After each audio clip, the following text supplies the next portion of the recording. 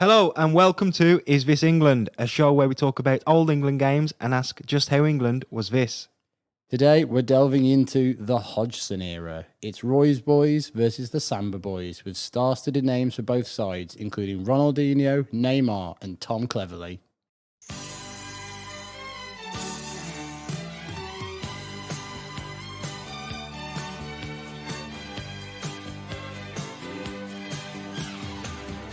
You may be a stranger, that's what time can do. Baby, you mean everything to me. Big Tom Cleverley, big Neymar, big episode of Is This England. Very big, isn't it? Well, we're here to celebrate 150 years of the FA. Yeah, yeah, that's what this game's about, apparently. News to me, that was. Yeah, I was waiting for the 150th anniversary of the FA for so long. Yeah. You were just thinking, how are they going to mark this momentous occasion? There were rumours of all sorts. There were rumours of a Ric Flair comeback. The space football was going to happen. Space football. Just get Maradona in there as well, causing a scene. Yeah, they eventually settled on inviting Brazil, but we'll get into that a little bit later. First of all, Nick, actually, how are you doing? Yeah, I'm all right, mate. Pretty much recovering from Glastonbury now. Almost done with the hangover and the flu and God knows what else you get from it. But yeah, really good. Yourself? Yeah, I'm not so bad. First time I felt smug about not going to Glastonbury. What is that Is then? seeing you on the other side of it. Yeah. Well, I felt worse coming out of it previously, very worse. But I don't know. I think everyone had that whatever flu/COVID and God knows what else. But Yeah. just about back now. Still sweaty as fuck and not knowing what to do. But back into real life now. Back to pod life. Yeah, exactly. This is the best bit. Yeah, we've had a couple of weeks off, but we are back. Before we get into the game, let's have a look at the time capsule, and we are going for a joint time capsule. First time ever. Don't clip. We are going for a joint. Just placed on its own. First time ever, and it's football related, so it kind of bleeds into the state of football. But it's probably one of the most momentous indicators of time passing by, on the football sense in our lifetime. So in 2013, the year of today's game, it's also the year where Sir Alex Ferguson retired from football management. It is, and it's kind of a thing that you never thought was going to happen. As No. kind of time progresses and the world changes and the world moves on and life changes, Ferguson just never seemed like he was going to retire. It was Yeah. always like the rumors of like, well, he said he was going to in 2001, I think it was.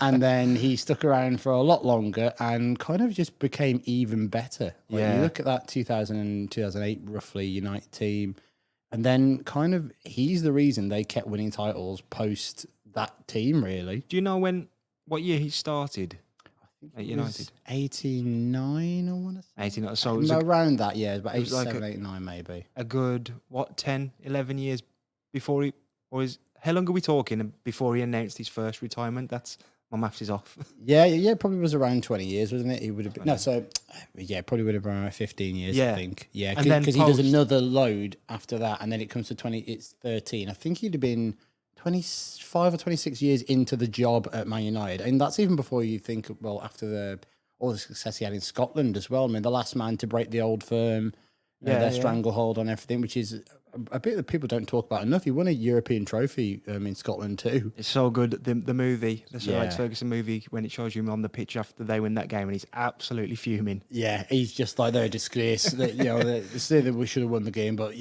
They've just terrible. reached the pinnacle of what they've been working towards for like about 4 years. Yeah. And he's fuming. But the reason I asked about the years and the split, I mean, like you were saying, he may actually be statistically more trophy laden in the second half of his career after, certainly there was no dip. It wasn't like I'm staying on and it never works out. It worked out Yeah. so well. But the time did come for him to retire. Do you remember when Wenger left Arsenal before Ferguson left United? Is that right? No, I think it was everyone thought he should have, and then it was like Wenger left in it's a lot more recently than you think. I think it was like because I watched that Arsenal documentary Invincible, and it's kind of about Wenger in his time there. 2017, 2018. I think that's way sooner than I kind of Yeah, thought it was. I got thought it mixed up in my head. he was there, and one of one of the longest serving managers kind of ever, really, as well. And that stuff we'll never ever see again either. And like you said, he never really had too many down periods at Man United while he was there. Once he'd gotten over the first hurdle of winning the league and winning his first trophy, there were periods in 2005 when the team wasn't quite coming together and Rooney and Ronaldo hadn't really kicked on yet. Van Nistelrooy was kind of unhappy, and the Keanes and Scholes were seen as yesterday's men at a point. And then there was a lot of talk then about maybe he'll be sacked or maybe he should go. Maybe it's the right decision. But there was a lot of talk at the start that he should be sacked. Yeah, Terrell fans. Fergie and all that stuff, and 3 years and just excuses. It's not good enough. He cast such a shadow over the game, especially in England, and just saw off all the challenges. There'd always be somebody who would push him to the limit, and he would find a way to overcome them. And when he retired, it felt like, well, this is anyone's game now, and it's kind of proved to be the case in a way. Mainly Manchester City. I think they've won half the titles or something since Fergie's left. But there's been Chelsea along the way, there's been Liverpool along the way, there's been Leicester along the way. Yeah. And Manchester United still absolutely miss him dearly. And God, 'cause he ran everything himself, didn't he? And then in the areas where he knew that he wasn't the person to do it, he just appointed someone else who would do it for them, and he would always bring the trust in as well from the dressing room. I mean, he's mentioned quite a bit in the commentary today as well in the game, and you kind of think, God, he's still working in the background, isn't he? And people talking about him, and he said this, and that's whatever. it. It's hard to explain just how big a figure he was, and he was like the boss of football, and everyone valued his opinion, and still do. Even if you kind of hated him as a fan of a rival team, I think people still respected him. And when he left, it was just kind of like, God, that's a lot that he's actually done there. Do you remember where you were when you heard that it was happening? Like a day that you thought would never come? I don't actually. No, do you? I think I was visiting my partner, and we were in Brighton, and we were seeing Eddie Izzard live. And I remember being really ill, like a horrific flu, and just being I'm really enjoying the show and everything, and coming out afterwards and just feeling so drained. And I looked at my phone, and it was just it started to leak that Ferguson's going to go, and you just think, this isn't true, this isn't going to happen, and all that. Because it was 2013, so it would have been, social media and Twitter it's becoming a bigger thing now. Yeah. It's not just Darren Bent on there. No. There's other things that news actually breaks on there, and it was just, couldn't believe it, really, that this was the day. I do remember there being some rumours that he was going to not retire straight away and bring in David Moyes as a duo manager for 2 years as a little trial run beside him the whole time. Yeah. Manchester United haven't recovered, and the world of football has changed a lot drastically. It is very much a line in the sand. Yeah. And it's in our time capsule. 2013, the retirement of Sir Alex Ferguson. So we'll take a little bit of a look at the wider state of football then before we look at the game that we're covering today. On the day of this game, England versus Brazil, to mark the 150th anniversary of the FA, Ferguson's Man United. Still there. 9 points clear of rivals Manchester City after a 1-0 win over Fulham at Craven Cottage, thanks to a late winner from Wayne Rooney. Yeah, it's all very Ferguson, isn't it? Just grinding out a 1-0 win, Wayne Rooney with the goal, away from home to go 9 points clear. This could be from any year, any kind of Ferguson title year, couldn't it? And it's they went on, Man United, to win their 20th league title, a number they've still been stuck on post-Ferguson, as everyone's aware. Yeah, that's the top of the table, but there's a lot of interesting stuff happening. A little bit lower in the table. Nick, I know you're desperate to talk about this element of the state of football. So, what's happening? What's the story? Yeah, so one of the stories is knocking around is that Harry Redknapp is attempted to keep plucky QPR, backed by F1. Essentially, all of F1 being backed by he'd taken over from Mark Hughes at QPR in November 2012. And jumped at the chance to save a struggling London club whose owners had more money to literally burn. So they're backed by F1 as a franchise. I think I think it was he's got connections with Bernie Ecclestone, who kind of is the man of F1. I think it's Fernandez was the chairman's name or the owner's name. Yeah, yeah. And because they were part, I don't think they were taken over in that period of the 4-year plan. Have you ever watched that documentary? I have. About We've QPR? spoken about it on the podcast before. Yeah, probably. And I don't know if that was kind of like the older money QPR or if that's still the Fernandes era. But it okay. cuts out just before Redknapp comes. I think Mark Hughes, maybe he's in there around the time of the documentary. Warnock definitely is. Yeah. But it's that period of they've got loads of money. It was like it's kind of post Chelsea, but you're like, oh, actually, we're the richest club in the world. This is one of the great Premier League shit shows. I would say yeah. this Redknapp at QPR. He started off not so bad actually. 3 straight draws and a win with the bare bones of the squad he inherited from Mr. Mark Hughes. Yeah. But then he makes he does a bit of wheeling and dealing. Don't call him a wheeler dealer. Do not call him that. He will be angry. That's Harry never coming on the podcast. Do you want to go through his transfer list? The players he brought into QPR to salvage their season. Yeah, in January, he made a lot of transfers in. So one was Jermaine Genius from Spurs for £2 million. Doesn't seem like too bad a business. Andros Townsend also in from Tottenham on loan. That seems like a good buy. Yeah, it doesn't seem too bad, that one. Andros Townsend feels like he's played for like Harry Redknapp about 9 times, though, doesn't it, when you think about him?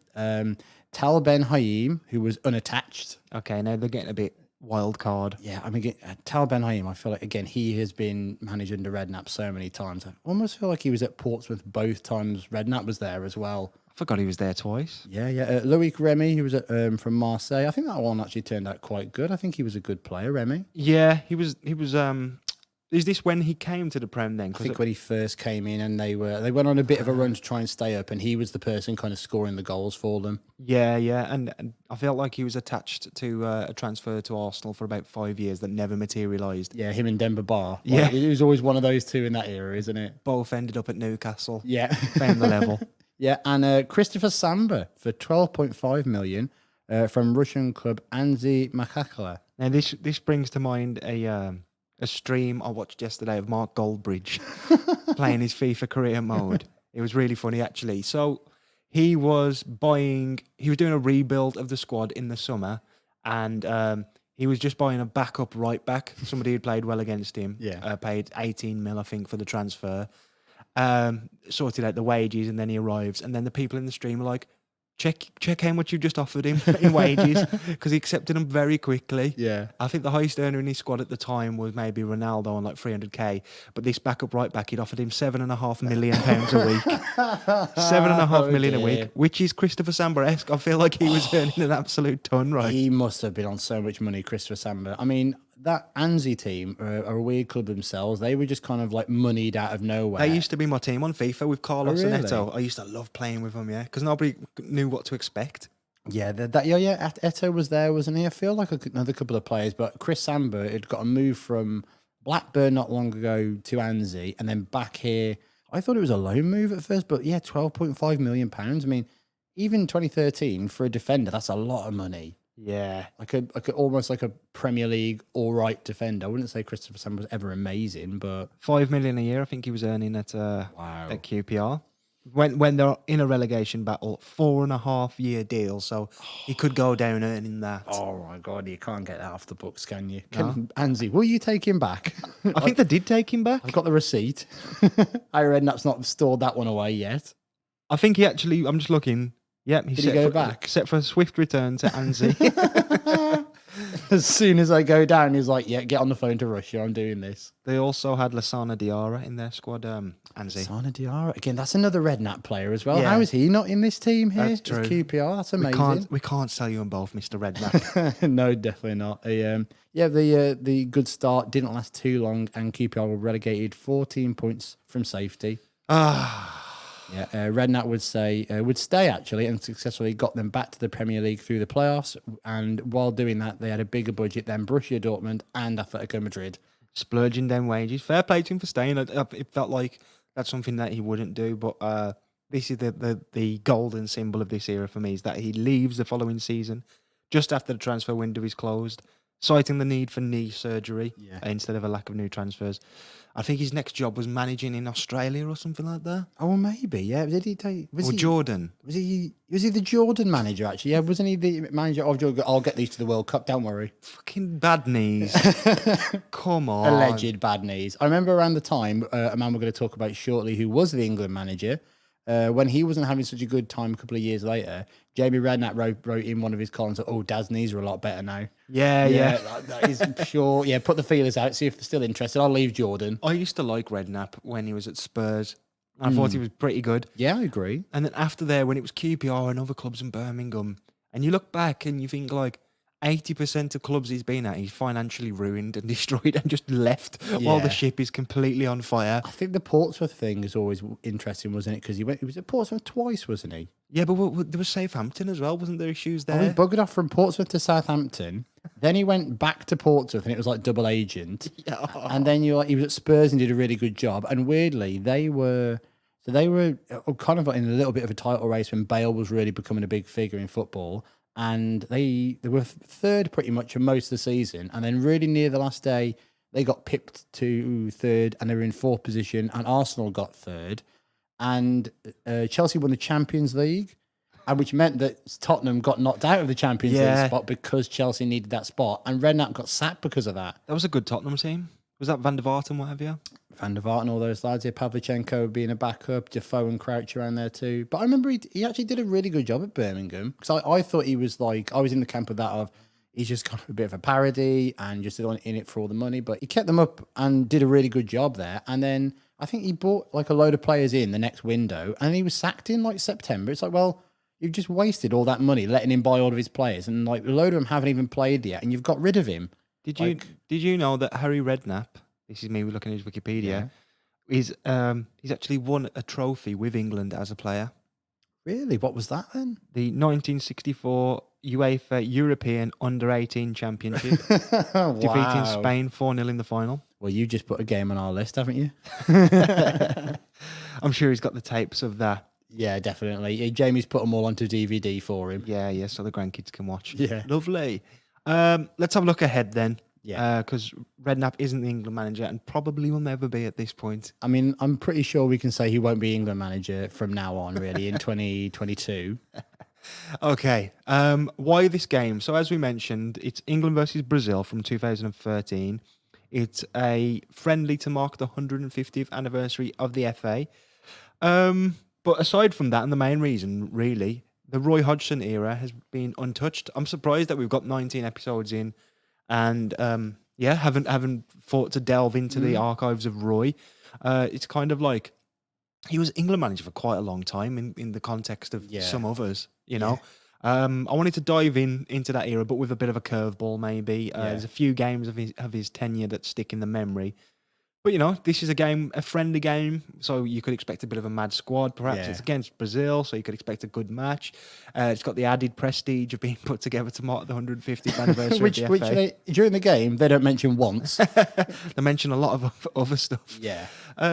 So, Roy, do we want to have a quick one-line or two-line summary of Hodgson's tenure overall before we jump into it? I mean, I look back on it as strange and disappointing. Yeah, it's a bit of kind of like a Mandela effect with England. Whenever you think about it, you're like, did that happen? Like, did all this happen? Of like, just a weird time when it was in between generations, in between good managers, in between just life. It felt like we're watching England at times. Even though the kits don't look right a lot of the time. Yeah. It's so strange. And like you say, you got given a lot more time than you remember, and you look back and you go, why? Yeah, what did he do? And I remember being a fan and supporting and going, look, you just got to give him time. You've got to, let him pick his team because, he did consistently pick young players and give debuts. I was a fan the same as you, up until I wasn't. Yeah, well, I think everyone very quickly became not a fan of his in one game, didn't they? It was just, this is so clear. Yeah.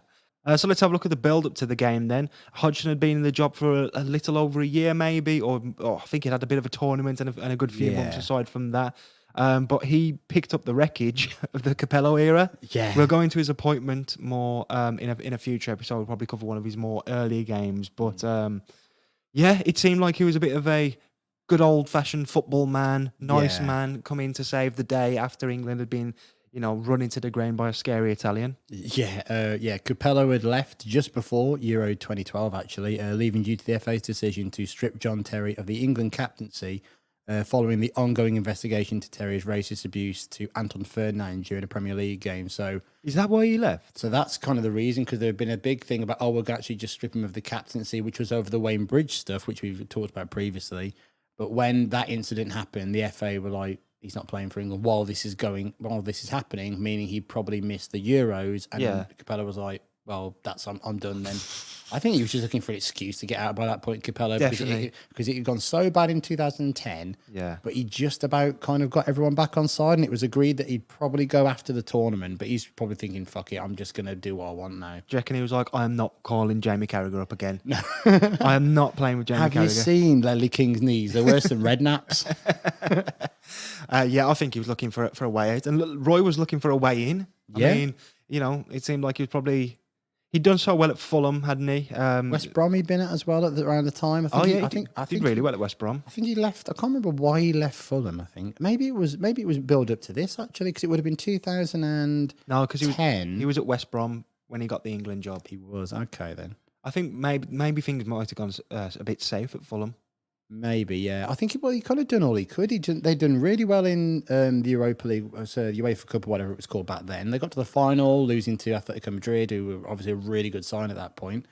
And then you kind of think, well, why wouldn't you give it to someone who's consistent? And it was always kind of a thing of this England manager being appointed in Hodgson of, you've got to be consistent. He's safe. I think he was the first ever England manager to have previously got international managerial experience, which you go, yeah, why wouldn't you? But obviously, because of his nationality, you're not going to get that with everybody. There is an era in between Fulham and West Brom that we forgot. Oh, really? Oh, he was at Liverpool, He was at wasn't Liverpool. he? That's why he left why he Fulham, left wasn't it? Well, again, Hodgson, you just delve into that, don't you? And you just go, yep, just erase that out of the memory. Completely forgot about that. Cataclysmic Liverpool's days. That was it. And then he took the job at West Brom that same season, I think. Did really well there. But another thing you forget is the in between Capello and Hodgson era, which is big Stuart Pearce taking charge. Stuart Pearce woke up in his car already because he'd been sleeping there and went off to manage England because he looks like an absolute state at this point, does Stuart Pearce. All I think I remember from that time is I feel like there was an absolute clamour for Mika Richards, and I don't know why, but I felt like everybody was going, finally, he'll play Mika Richards. I think you Capello meant, might have been. him getting the job. Mika Richards screaming from the touchline. Maybe he could do a Neville in the future, Mika Richards, and pundit God. his way into a job. But yeah, I feel like maybe there was a call for like Capello to pick him, and he wouldn't. Yeah. And I think Stuart Pearce did. He might have had a shocker, or he may have even got sent off. Well, in that, he does take the England job for one game against the Netherlands in a friendly in February 2012 while they're trying to appoint the manager. England lose 3-2, and it's a bit of a crazy game. Like, that's one we should definitely do with, like, Stuart Pearce's only game in charge of England. I'd be well up for that. Yeah, Mika Richards did play, as did Did play, asterisk, had a shocker. as did Adam Johnson. Leave that there.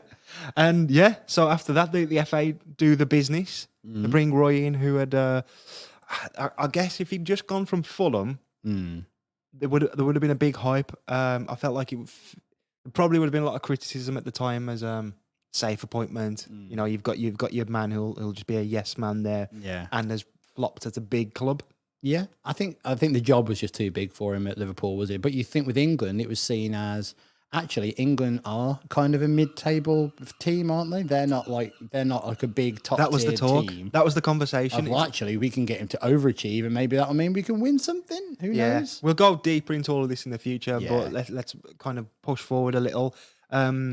He manages England at Euro 2012. Respectful performance, drawing with France in their opening game, beating Sweden 3-2 in a wild game, and beating hosts Ukraine to progress to knockouts, where they meet Italy, who knock us out. Yeah. With Andrea Pirlo putting in a top 10 performance. Yeah, we'll cover that probably at some point. That Bloody horrific- Italy and their pain, eh? I know, yeah. Again, out on penalties. And the only other thing I remember from that game is there was an England fan behind Joe Hart's goal, trying to put Andrea Pirlo off by showing him his willy. Yeah, He got it out, and it was just like, okay, that guy got his chap out, brilliant, and it didn't work. yeah. The tactics had been notably defensive at the tournament because he didn't have much time to work with the team, and he thought that was the best way to get good performances and good results out of them, is take maybe a bit more of a cautious approach. After that, he did start to experiment with bleeding through the youngsters: Tom Cleverley, Jake Livermore, Jack Butland, Wilshere, Raheem Sterling. I mean, a real who's who of England. Yeah, big old bag of mixed nuts right there, isn't there? It's so strange. He gave debut to 11 players in the first 6 games post Euro 2012, which is really interesting. I mean, Wilshere there, you forget he had got caps for England, and giving someone like Sterling his debut as well is just kind of like, well, That's big. You can't ignore a player who was doing well to that point as well, and it's just like, okay, well, he's certainly backing what he's saying, isn't he, in terms of wanting a new start and bringing in new players, getting rid of the old. Yeah, and looking ahead to qualify for the World Cup, which is due to be held in Brazil. Our hosts, our opponents for the game, sorry. Yeah. England drew Ukraine, Montenegro, Poland, Moldova, and San Marino in qualification group. That is the most England qualification group ever. It's like, so who cares, that, isn't it? It's just like, right, well, England will win 4 of those games 5-0. And they did. They start with well, I don't know if they won 4, but they started with a 5-0 win over Moldova. James Milner, Frank Lampard, Jermaine Defoe, Nathan Baines on the score sheet. And then the scraper draw against Ukraine, the closest rivals in the group. It's a Lampard penalty. They then get back on track with a 5-0 win against San Marino. With John Joe Shelby making his England debut. Another one in there. I totally forgot he played for England. So we're putting away the minnows, but God, whenever the stakes are a little bit higher, it seems to be falling. Yeah. I feel like under Sven we would struggle against minnows quite a lot, and maybe even Capello. I think Capello was all right. It's that McLaren one was that really awful tournament, like that qualifying where they were like, I was at one of the only England games I've been to. It was Macedonia at home at Old Trafford, and it was 0-0, and it was dire. It was awful. And I think there was a game, maybe in Macedonia away, or like an even worse team, like a genuinely terrible team, and England were 0-0 at half time. And I think they won 2-0, and like the fans were booing them away and things like that. But I think Hodgson was always doing just enough to kind of get England there, and maybe overperforming with some of the players, maybe not getting the best out of them. It's quite hard to tell, really, because they're all in such a weird state. Yeah. And back to the qualifying for the World Cup, England draw with Poland in their next qualifier. So that's 2, again, beating the Minnows 5-0 and drawing against the actual decent teams. Yeah. We then come up against Sweden in a friendly. Famous for Zlatan Ibrahimovic putting one of the greatest performances of all time. Yeah, it was an incredible performance, one of the great goals, and just a crazy game. I kind of watched a bit of this a couple of months ago, and there's a lot of stuff that goes on in that game which you're just like, what the hell is this? I remember where I was when that game was. Yeah, I was in a pub in London, I think, and I remember just looking up and just seeing Ibrahimovic wind up the kick, basically, and going, oh, fuck off. You're not... What are you even trying that for? And then it just flies in, and you were just like, well, yeah, all right, that's brilliant. A little peek behind the curtain. I kind of wanted to choose this for today's game, but we've gone for the friendly against Brazil. That's up there. We'll definitely cover that game at some point soon. It's so much fun, that one. Fun. Yeah. A form of fun. I think it's a lot of fun. I've watched a bit of that. Bit of masochism. Yeah, pretty much. So we end up with England in quite a strange place as they approach the 150th anniversary of the FA. Ranked 6th in the world and just clearly just in a major transition, and they don't look likely of threatening big sides, you know. Speaking of big sides then, Brazil, where are they as we approach this game? Brazil had been knocked out of the 2010 World Cup in South Africa 3 years earlier by finalist Netherlands. This was a big missed opportunity for Brazil, seen as, especially with the lack of high-quality international teams around at the time. Spain entered the chat. Yeah, Spain pretty much were like the one where you thought, well, they're a good side, but can they get over that barrier of winning something big? I know they'd won the Euros the year before, like 2 years before, but it was kind of seen as it's Spain's time if they can take it, really. Yeah. Obviously, they are fuming to go out of the World Cup, and the sack Dunga.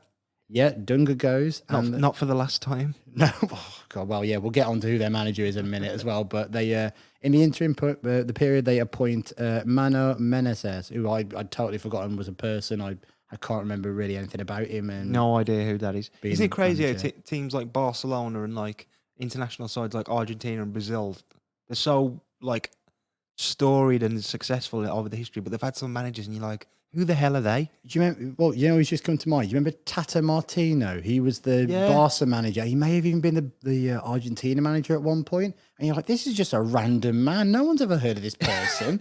He's only 59. Really? He looks so old.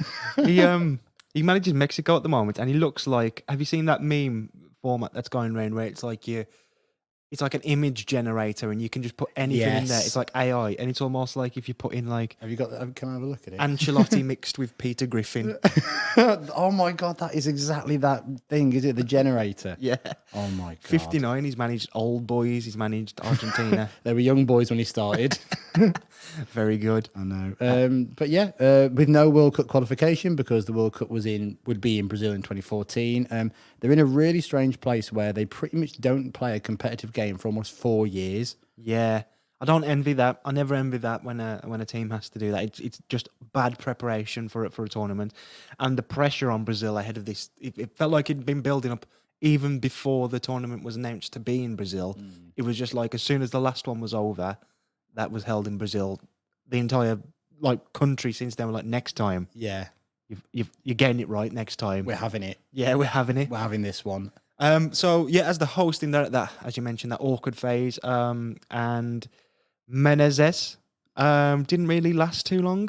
No, they'd gone out of the 2011 Copa America against Paraguay, which was not received well. Other results weren't actually too bad. I had a look through them, and they're kind of winning most of their friendlies. It's maybe only here and there they're not winning a game, but yeah, a 3-2 loss to Argentina was seen as a step too far. And Menezes was gone in November 2012. Who did they bring in to replace him? Big Felipe Scolari. This is the third appearance of Scolari on this podcast. Surely the last one. I'm going to make a shout here. Big Luis Felipe Scolari Yeah. is the most influential figure in English football history. That's why we cover him so much. He's always here. He casts a permanent shadow over the game. Over our game as well, the world's game. Back at it then. He's back in black for Brazil. Yeah, he's his third time here. The Gene Hackman doppelganger is on the opposing bench and seen as the person again to try and again a former World Cup winning coach. He'd done well at Portugal as well, but yeah, it's seen as a guy you've got to kind of change things and change Brazil a bit as well. They'd been in a rut with the kind of the Dunga years where it'd been like you have to play two holding midfielders no matter what, and you must kill Brazilian football and spirit by doing so. Do you see anything wrong with playing two holding midfielders? Do you think he had to because of the changing game? I think it's the changing game, and I remember reading something once from I can't quite remember who it was, but they kind of said that the Brazilian football started to die when they discovered that they could create holding midfielders. Yeah. And it was seen as, well, now, because it was at one point every top team pretty much had a Brazilian holding midfielder. Ramirez and the like. Yeah, all those kind of guys like Gilberto Silva, Edu, all these other kind of ones as well. And you just think, actually, they're the most valuable player, is a destroyer. And it goes against everything that, Joga Bonito and Brazilian football should be. And even their stars, like currently, as we talk about them in this era here, Kaká, becoming a bit of a fading force with injuries. He joined Real Madrid and it never really worked out there as well. I think he'd gone back to AC Milan on loan and all this stuff, and it was just not good. He was the record signing in the world for about 2 weeks until they signed Ronaldo, wasn't he? Crazy summer for Real Madrid, that one. You got Pato as well. FM legend. Yeah, a great player and just kind of falling by the wayside. So they tried a nice, unique blend of fun and defensive solidity, as well as old and the new, and they looked back and they thought, Ronaldinho is our man. Yeah, we need to get him back in the game here, don't we? Love it. Mental. absolutely mental. He looks about 45. In one of the pictures that I've posted.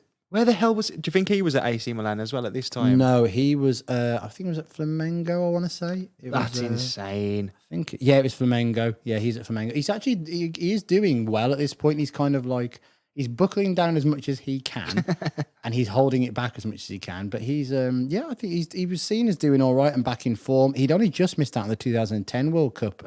He'd made the larger squad, but was cut from that. And that was seen as like, well, look again, you're killing Brazilian football, but not having Ronaldinho there upsetting things in this stable team. As a little spoiler, he does play today. does. That's 11 years after he lobbed David Seaman. Yeah, yeah. I don't think anybody else from that game has made Exists. it. Yeah. I mean, Gerard's not around there because he's injured, He's isn't injured. he? Yeah. Ferdinand's not around. Just Ronaldinho and Scolari. Yeah, they're the only two constants, aren't they? There's another one there. And Yeah, so he's back in the squad and doing well by all accounts, as you say, and recalled again for what would be his 100th cap. just about. We're getting to that in Yeah. a little bit. But he's, the other end of the spectrum, you have the emergence of Neymar, who had made his professional debut in 2009 and had just ever since then become a absolute magnet for transfer speculation. Always his picture on like the rumour mill or something Yeah, like that. yeah. Any kind of transfer latest, and it's just Neymar looking about 12 years old, like a K-pop band or something. He really does. He doesn't even look like a real person at this age. He's got like no blemishes. Yeah, yeah. You know? Chelsea had tried to bid for him in 2010, so 3 years before this game. But he stuck around to try and win the title at Santos. He and Ronaldinho actually played against each other a few times, most notably in a 5-4 game between Flamengo and Santos, where both were incredible. And Neymar scored a goal that would win him the Puskas Award, continuing to establish him as that player for the new generation. Yeah, definitely. I watched some of the highlights of this game, and he is great, and he just tries some crazy things. I think he sets up the second goal for Santos, and he's kind of through on goal, and the ball comes over his shoulder, and he tries to bicycle kick it, totally kind of misses it, but because he's barely touched it, the ball lands right next to him, and he just like chips it backwards while he's on the floor over his head into an open net for the other striker, and you're just like, that's unreal. And then pretty much he scores that Puskas goal straight afterwards as well. Yeah, and he's still at Santos, as of kick-off time in the game. Yeah. And it's not long before he announced he'd be signed for Barcelona. Yeah, in one of the weirdest transfers in terms of it seemed to like the money was still being talked about years later. Like his dad had got a lot to do with it, and there Yeah. was like a big scandal about that as well. But yeah, Real Madrid and Chelsea have been sniffing around him for years, but Barcelona were the ones that took the plunge and went, yeah, somehow we're getting him. I mean, the somehow is probably where the scandal comes from, but yeah. I thought he was going to go to Real Madrid. I've thought that ever since. Yeah, he seems like one of them players. Well, isn't it? Again, time of recording, it's kind of seen as that he may be on the way out of PSG. But there's that many players that are like, oh, maybe I want to leave at the minute. You're going, well, where the hell are you going to go? Like, Real Madrid won't take him now. No. Because they're still thinking they're going to get Mbappe in a couple of years. I know. But then, like, well, would that be a big sod due to PSG if they just went, well, we'll just take Neymar then? Nah, it's PSG still win. Because Yeah, I don't yeah. think they're that bothered about Neymar now. And that's the thing with Neymar. Well, where are you going to go then? Because as much as Barcelona would like to have him back, I mean, their finances are all over the place, even though they're pretending everything's fine on the surface. No one's ever for sale. No one's ever going to leave. We're bringing in Lewandowski, and then, ooh, no money. Anyway, transfer speculation aside, let's get into the game then. It's England versus Brazil at Wembley Stadium, Wednesday, the 6th of February, 2013. Today's game was organised once more Ding, ding. to celebrate the FA's 150th anniversary. I'd love to have like a question or something about it, but like, I don't even care.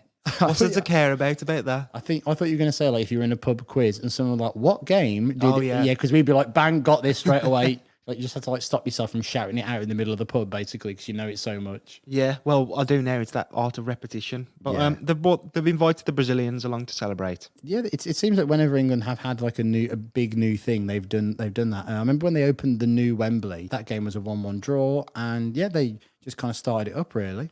Let's have a look at Roy's boys then. In goal, we have Joe Hart. Welcome to the pod. I think there'll be a few of these. That we've just never covered before. There's a couple, definitely. At right back, Glenn Johnson. Centre backs, Gary Cahill and Chris Smalling, with Ashley Cole at left back. We've got a midfield three of Jack Wilshere, Stephen Gerrard and Tom Cleverley. And a front three, Theo Walcott, Danny Welbeck and Wayne Rooney. On the bench, we have Jack Butland, Kyle Walker, Leighton Baines, Phil Jagielka, Jolyon Lescott, James Milner, Frank Lampard, Leon Osman, Aaron Lennon, and Alex Oxlade-Chamberlain. Well, there's a few welcome to the pods there, isn't there? Joe Hart, Gary Cahill, I think, Chris Smalling, Jack Wilshere, Tom Cleverley, Theo Walcott, I think, Some of them, and will, Danny Welbeck. some of them will probably never hear from again. Yeah, absolutely. I don't imagine there'll be much Osman action from the bench. No, little Osman chat. Lennon's still knocking about, I know, yeah. flattering to deceive on that wing, but he probably would have been really good at this point, actually. Oh no, this is a bit after, wouldn't he? Is this probably post Spurs, Oh, isn't it? Spurs, So I yeah. don't even know where he went after that. So there's quite a lot of notes, things of note in there. One Yeah. thing to mention is Ashley Cole wins his 100th cap for England today. At a time when it felt like all of that golden era were getting it, and it was always Yeah. talk of, oh, you're just giving them caps to make it to 100. Yeah. Well, have you seen the bench? Yeah, have you seen was it Lennon and Buddy Lescott and God knows who else as well? And you've got Gary Cahill and Chris Smalling at the back, that famous rock at the heart of England's defence, that duo. Yeah, they talk about it in the build up about this is the first time that they've. I think that's Gabriel Clark's only question to Roy Hodgson. Pretty much is, well, they're playing together for the first time. What you thinking? We'll It's like, what the hell are you doing? No, another question he does ask is, do you think Ashley Cole's like the least respected of all of the people in the, Do you in hate the Ashley England Cole? 100 club? And he's like, well, we respect him, and he's got 100 games. I don't know why you're asking that question, but again, we'll get a bit more into that in the build-up. Yeah. There was a bit of a centre back's a problem position. Yeah, this is one of those occasions where England are great in one position and then awful in a couple of others and got no one else. There's even talk around this time about Rio Ferdinand being recalled to the England squad. He'd not played for England pretty much since like 2010 World Cup. I think he may have got one cap And at some point. Heskey mowed him down in training. in like the first training session, basically at that ill-fated tournament. Well, you've got Smalling starting, and you've got Jones. Is Jones on the bench? No, I think he's injured at the minute. Okay. Well, you got Smalling starting anyway, so if he's starting for England, you kind of get the idea that he's probably starting a good few games for United as well. I think so. I think this is still the period of like Johnny Evans is still really good as well. Vidic and Ferdinand are doing well. I think Ferdinand had kind of had a lot of injury problems the previous years where he'd miss a lot of games, come in, miss a lot of games again. And I think he's kind of managing his injuries all right at this point. I think it was a back injury, been a lot of fitness concerns around it, and kind of talk about, well, he's playing well for Man United and they got a title charge at the minute. And Hodgson's kind of going, no, I want to go through these players. These are the new ones. We've got to just carry on and stick on with this. Yeah, let's have a look at Brazil then. Do you want to read their lineup? Yeah. I thought that you'd leap in with Brazil. You're like, I can do an international team. As soon as I started reading England, I thought you've wasted a chance here. I've got to lock that one up. Okay, yeah. Julio Cesar in goal, QPRs. Julio Cesar. Yeah. Dani Alves, David Luiz, Dante, and Adriano. Not that one. The left back. Emphatically not that one. As we said, two holding midfielders, no matter what. Ramirez and Paulinho playing for Brazil. Oscar playing as the number 10. And then Ronaldinho, Luis Fabiano, and Neymar starting up front for Brazil. And then their bench, Diego Alves, Felipe Luis, Castan, Miranda, Aruca, Jean, Lucas Moura, Fred, and Hulk. Underwhelming bench. Underwhelming team for me. I think it's quite a good team. I think there's just so like the Ramirez, Paulinho. Yeah, I know they're good players, but boring. Yeah, but Oscar, Ronaldinho, actually, yeah. Some Oscar of and it. Neymar, really. I'm not getting excited about Ronaldinho at this point. You've seen him in the warm-ups. So actually, to be fair, Ramirez, Oscar, Neymar, Dani Alves, Julio Cesar, maybe a bit of David Luiz. They're solid. Yeah, I think Thiago Silva's injured around this time as well, so he's not playing. I think he was the Brazil captain around this point as well. Maicon as well, not playing. Dani Alves has kind of come back into the Brazil side after being kind of ousted by Maicon for a couple of years, but it seemed like it was always one of them. It was the Clements and Shilton of their day, weren't they? Yeah. Scolari, this is actually his first game back.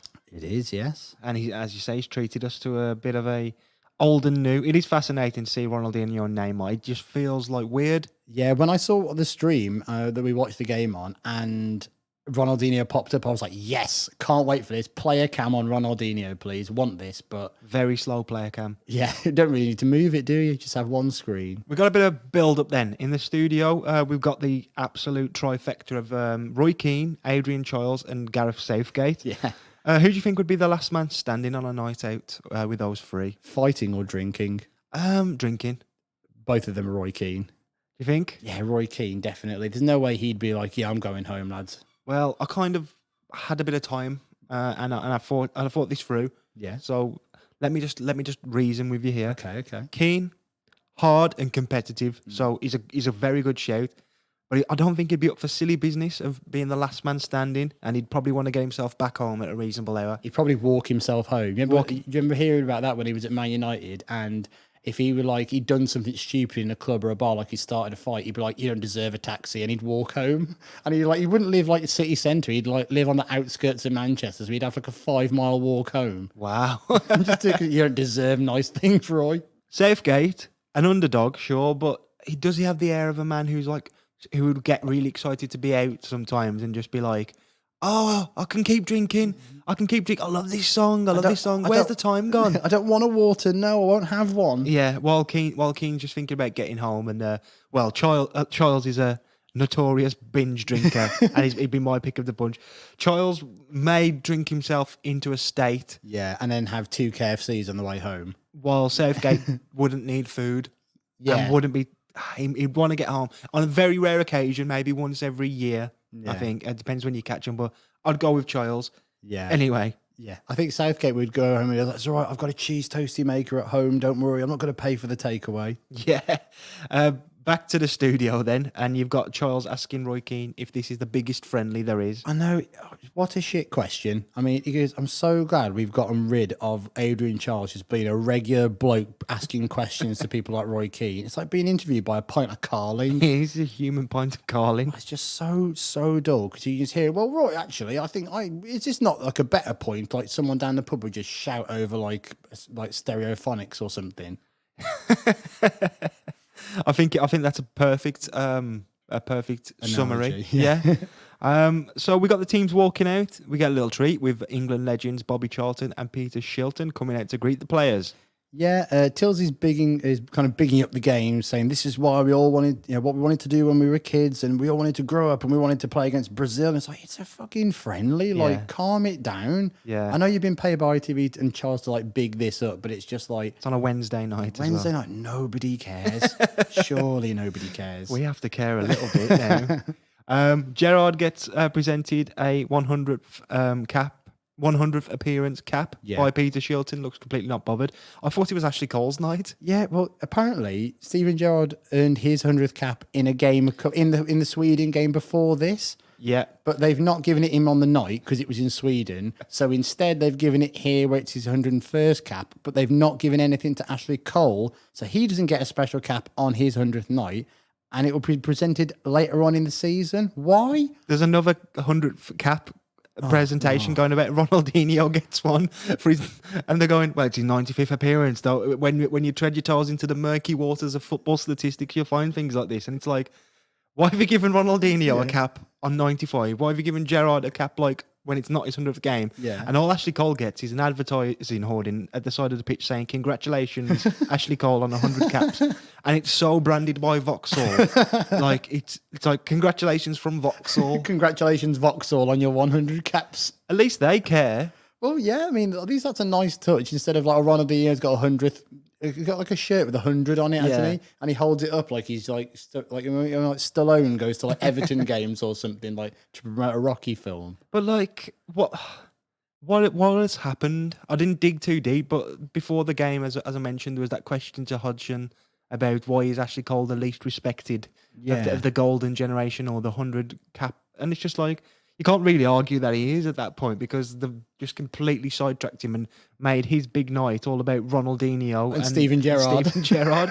It's not even his big night, to be fair. It's the FA's. Yeah, it's the FA's big night, so we're going to disrespect one of our greatest players. So much fucking admin.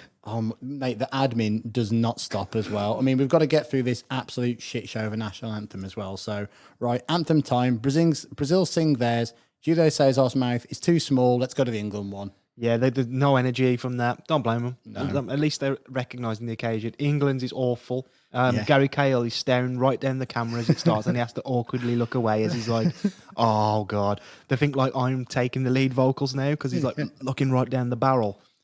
Yeah. Just shite. It's awful. It just washes over you like a pint of Adrian Childs, doesn't it? It's it's not great, that one. After that, we get about 2 minutes of just death stats from the commentary.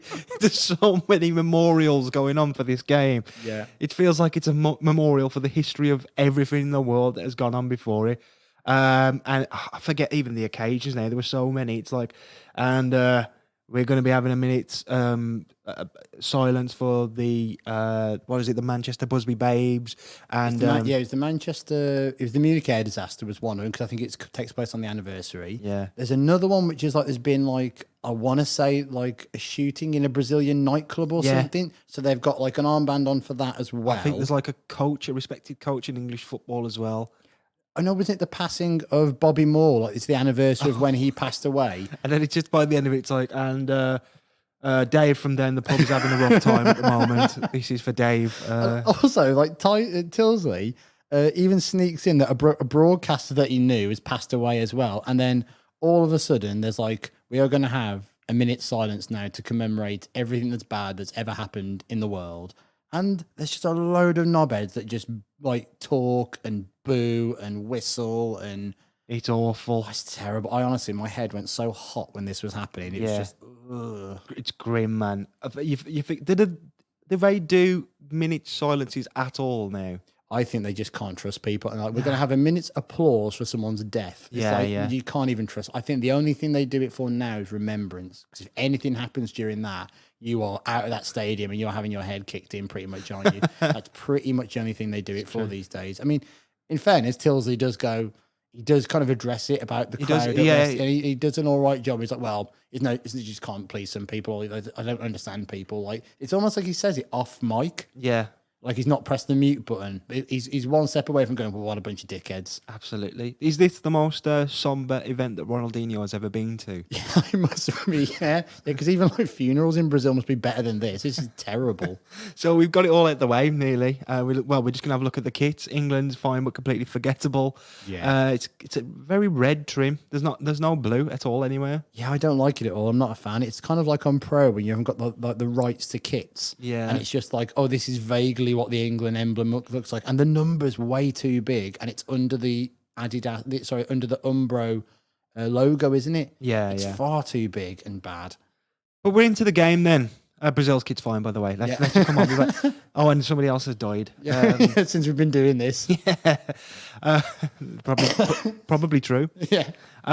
Okay, then we're into the game. First minute, and Joe Hart has to actually pull out a bit of a samba magic of his own. Is it Neymar who's approaching him, chasing him down in the 6-yard box, and he has to do a little Cruyff turn to get out of it, and he actually does quite well. Yeah, I was surprised at that. Joe Hart notoriously not good with his feet, as we've been told by Pep Guardiola for years and years. And he was like, "Yep, I can do a little step over. You think you're good, Neymar? I'm better." The cockiness of Joe Hart. I know. You've got young Jack Wilshere as well, making his presence felt. He's clattered earlier on by Dante, but the famously brittle midfielder can continue through the pain. Yeah. This is kind of the period of like, oh, isn't Jack Wilshere exciting? Isn't he going to like kind of lead England if he can stay fit? And you know, one thing I really enjoyed from the game was watching him, like really drive through the middle of the pitch and just take the ball and run with it. Like so few players can as a midfielder as well, and run past people. Yeah, all of his early hype has faded so much that it's hard to remember. And you never, other than that Arsenal-Barcelona game that everyone always talks about, you can feel like he was just maybe a one-game pony. But I think he'd always bring in these big performances. There's a couple of England games where he's really good, and Arsenal he kind of would come back in at the end of a season, score a goal, the season contender, and then disappear again, wouldn't he? I mean, I feel like he went to Bournemouth on loan, didn't he? yeah, he did. Yeah, He went to Bournemouth on loan and he was fine. Like, it wasn't like you thought, oh, actually, under Eddie Howe, he could become something different and maybe something really interesting and get back into the Arsenal team. I feel like that was the period of Arsenal loaning out a player and, like, kind of saying they didn't need him. And the next year, he starts, like, 30 games for them. Definitely. We get a bit of a timestamp early on as well. The commentator says when Neymar's on the ball, YouTube fans will know all about Neymar's skill. So really timestamp it as that era where YouTube fans. YouTube fans. People walking around with a YouTube shirt. But it's that era when it had just started, those awful compilations where you've got the Euro pop music in the background and what have you. And I guess he was the standout of that, you know. Do you remember Joey Barton calling him the Justin Bieber of football? I don't remember that at all. This would have been Joey Barton at QPR around this time, I think, as well. Yeah, but I don't know why he mentioned it. I think it was like a month after this game, so maybe it was like I don't know why we did. Oh, because England play Brazil again in a month or so, don't they? I think it's in the summer they play them again. Oh. Yeah. Anyway, the exact wording. Brilliant on the old YouTube is Neymar. Cat old piss in reality. Cat piss. Oh my God. Neymar, now known as, Yeah. a really great player, probably not hit the heights of what he could have done. Probably not Joey Barton level. No, not Joe Barton. When he tried to rebrand himself as a really cultured midfielder, then did the classic thing that every England person does. When they go abroad, they start speaking in broken English. In a funny voice. In a funny voice, I know. Yeah, we get awful. we get reminded that the Premier League was almost treated to Ronaldinho. Yeah, it was around this time, or like a little bit before here, when it was rumored that Blackburn Rovers were going to sign Ronaldinho. I do remember this rumor actually. It's like that was during when they were owned by the Venkies, those chicken owners. Yeah, of course, yeah. Watching the kind of like Neymar, Ronaldinho, and Luis Fabiano in this game, it's like some crazy like classic like a classic pro of like classic Brazil. You just put them in together. It's like Neymar and Ronaldinho are playing in the same game. What is this? This isn't real. Yeah. Obviously, you got the two opposite ends of the age spectrum there, but there was a bit that made me chuckle on 7 minutes. The commentator says, Roy Hodgson is the oldest man ever to take charge of England in an international match. The little break in the middle made me think it was just such a dig at Roy Hodgson. But he had actually just become the oldest man ever to take charge of England in an international match, breaking a record previously set by Capello by around 30 days. Oh, okay. The first real chance of the game is from a corner, and it's a good save from Julio Cesar, who saves a Rooney header from the corner. Yeah. I think he was called off for a foul anyway in the end.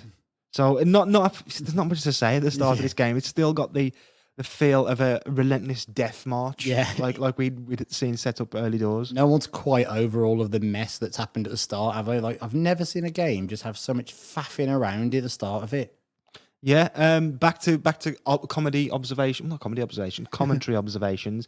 camera cuts to Scolari, and Tilsley says, "It could have been you." All but crowned the England manager to succeed Sven in 2006, but was put off by media attention. I don't remember that at all, do you? I remember it being talked about 2006. So that would have been when we got McLaren. When McLaren would have come in. I thought it was announced that McLaren was already going to come in after the World Cup anyway, because McLaren was part of the backroom staff. So I couldn't remember if it was then. Maybe in 2008, maybe that he may have had that. I'm not sure, because I think he was with Portugal still at the time. I think he was still their manager in 2008. So maybe it was around then instead of Capello. I don't know, actually. He truly could have been the most influential figure in English football of all time. Well, there you go, yeah. And I think he kind of turned it down or said he wasn't going to do it just because apparently like the press were already trying to like harass his family. It's like he's literally not even been offered the job or accepted it, and you're already digging into him. Terrible. I know, yeah, absolutely. I mean, it would have been interesting. Certainly more interesting than Steve McLaren.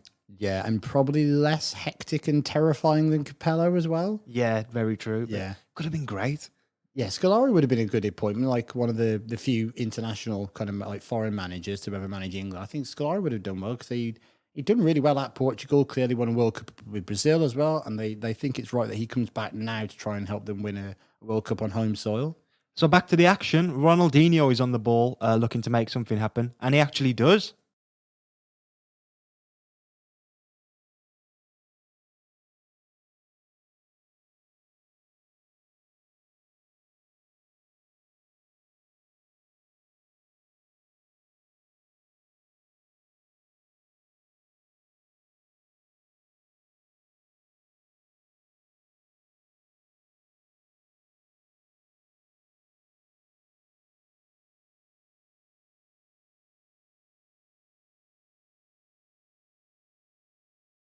It's a penalty for Brazil. Lovely, great, just what we wanted. Such a lazy hit from Ronaldinho that just slams Jack Wilshere on the hand. There's no intent there, but I guarantee that was a harmless cross going nowhere. Yeah, definitely. It was like it was hitting like like the Vauxhall sign that's in the background of like every England shot, and I'm never quite sure how they put it there. It's always really lined up with the cameras so you can perfectly read it. Yeah, it's just going out. It's like Ronaldinho. It's just like sat on a chair, and like the bin is just a bit too far out of reach, and he's like, "Can I get this in there? Can I?" And he just about chucks it. It's not gone in. I tell you what, though, just from the pictures I'm looking at, he could have gave Joe Hart a bit of a lob. That's what he could have been aiming for. That's the thing. That's another one. Did he mean it? We've got a new did he mean it?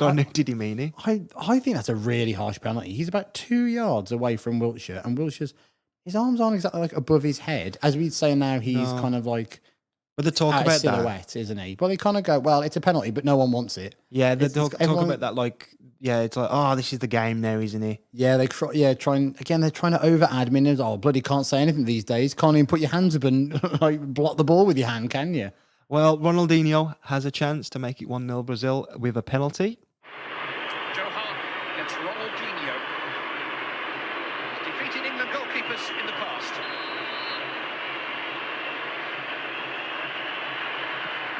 Good save! Another good save! Neymar! Sliding challenge comes in. England survive. Tom cleverly to the rescue. Great work, Joe Hart. Does so well to make the initial save, and then when it comes back to Ronaldinho, look how hard he's got to get up and work there to get a big hand on that. Tom cleverly doing everything as well to deny Neymar.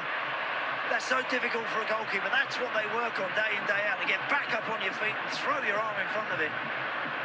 So difficult, so brave to stick your hand there as one of the most famous boots in world football comes sliding in. Oh, He's missed. Did he mean it? Did he mean to miss? Did he mean to miss? Did he mean to have Joe Hart save it? It bounced back into play, and then he was going to tap it in himself just to be really cheeky and get back in the good books.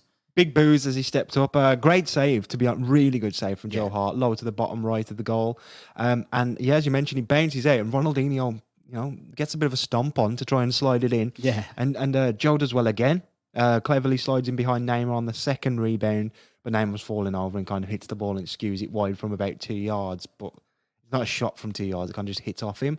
I think it's the first time I've ever seen Ronaldinho slide. Yeah, absolutely. I've never seen him with football boots lying I'm down. surprised he went for the rebound. I'm surprised he just go, oh, well, Forget it. Someone else will get that. I'm just going back to the centre circle.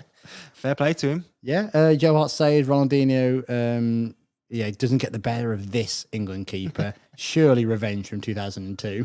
Yeah, but he shows a bit of his dickish instincts, doesn't he, Joe Hart, after the save? Yeah, we just can't have nice things, can we? Just as soon as you see a replay of him, like kind of giving Ronald or trying to give Ronaldinho the eyes, and he's making this weird thing where he's like shoving his tongue in between his like lips and his like bottom teeth.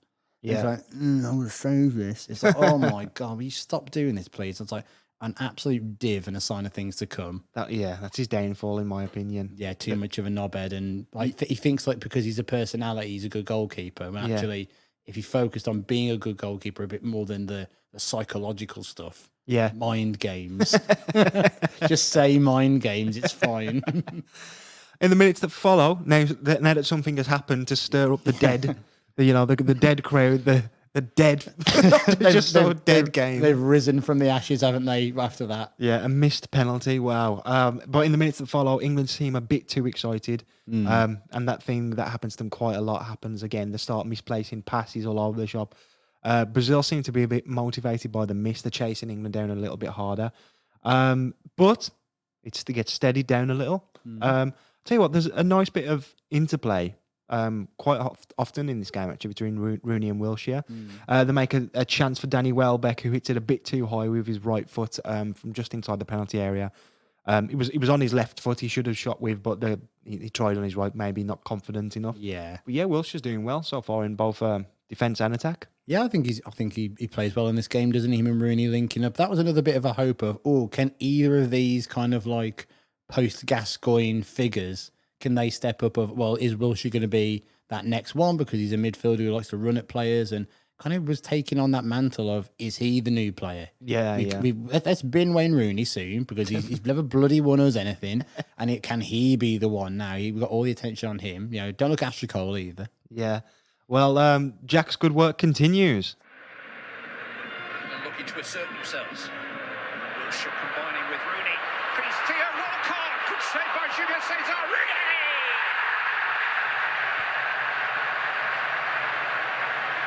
England take the lead. Theo Walcott was denied. Wayne Rooney wasn't. England 1, Brazil 0. That doesn't sound too bad. Excellent goal. Great finish from Wayne Rooney. Lovely control and composure about the slot. But this ball is absolutely inch perfect for Theo Walcott to use that pace against Adriano. And the follow-up from Rooney is terrific. He could quite easily have tried to hit that too hard. He controls it. Big side foot with a lot of pace on it. And it gives Julio Cesar no chance, and anybody any chance to recover. Rooney. Oh wow! I did not see that coming. Yeah, we get a bit of Tilsley on the commentary with his lovely pronunciation of Rooney whenever he's scoring. Yeah, the ball breaks for England as Wilshere carries the ball through the midfield again. This time he slips it into Walcott, who's in between Adriano and Dante. A really kind of like Barcelona-esque kind of through ball at that point. Really nice. Yeah, Julio Cesar comes out to block Walcott's shot, and he does so, but the ball comes to the edge of the area, and Rooney, with a nice first-time finish, beats the man on the line and gives England the lead over Brazil. Yeah, the little commentary line. England 1, Brazil 0. That doesn't sound too bad. I'm thinking it does. It's that Roy kind of like, oh, isn't this quite good? Yeah. Like, my least favourite Tilsley era because he's been like poisoned by Charles somehow.